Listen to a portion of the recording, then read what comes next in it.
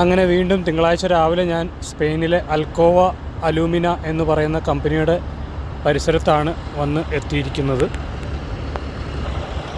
ഇവിടെ നിന്ന് ഈ അലുമിനിയം എക്സ്ട്രാക്ഷൻ പ്രോസസ്സിൻ്റെ ഭാഗമായിട്ട് വരുന്ന ആനോഡ് ബട്ടുകൾ ശേഖരിക്കുക എന്നുള്ളതാണ് ഇവിടുത്തെ ഉദ്യമം.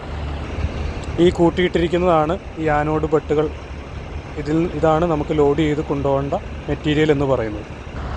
ഒരു പക്ഷേ നമ്മുടെ ദൈനംദിന ജീവിതത്തിൽ നമ്മൾ വളരെയധികം ഉപയോഗിക്കുന്ന ഒരു ലോഹമാണ് അലുമിനിയം. അത് ഉണ്ടാക്കുന്ന ആ പ്രോസസ്സ് എന്താണ് എന്നുള്ളത് പലപ്പോഴും നമുക്ക് അറിവുള്ളതായിരിക്കുന്ന കാര്യമാണോ എന്ന് എനിക്ക് സംശയമുണ്ട്.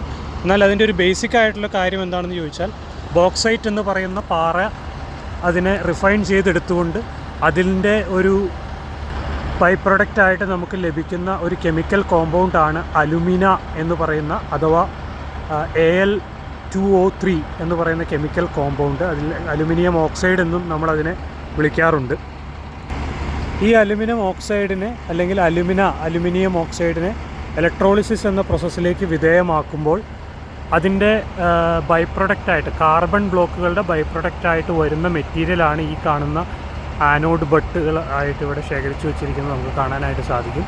ഈ ആനോഡ് ബട്ടുകൾ പിന്നീട് വിവിധങ്ങളായിട്ടുള്ള റീസൈക്ലിംഗ് പ്രോസസ്സിലൂടെ കടന്നുപോയി അത് ഓരോ ഇൻഡസ്ട്രിയൽ മെറ്റീരിയൽസിൽ ഒരു ഫ്യൂവലായിട്ട് വളരെയധികം ഇൻഡസ്ട്രികളിൽ യൂസ് ചെയ്യുന്നുണ്ട്.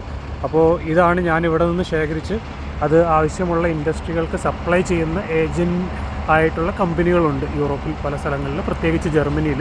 അവിടേക്കാണ് ഞാനിത് എത്തിക്കാനായിട്ട് ഇപ്പോൾ ഉദ്യമപ്പെടുന്നത്.